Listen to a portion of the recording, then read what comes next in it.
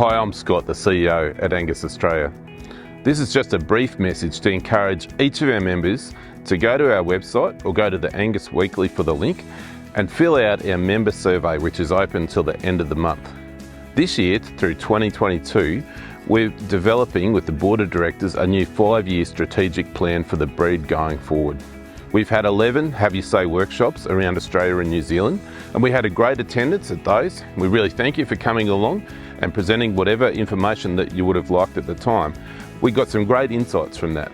We've had a lot of individual conversations, both directly to board members and to myself, so thank you for that. But right at the moment, we're just trying to capture everyone. Perhaps you didn't get along to a workshop, perhaps you went home and thought I needed to say this and didn't.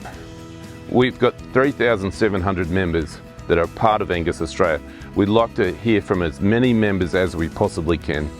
So go online, find the link. It's a short survey, won't take you very long, but we'd really appreciate your comments, and it'll help us at our September board meeting to put together a great plan going forward so that the best years of Angus are ahead of us and not behind us.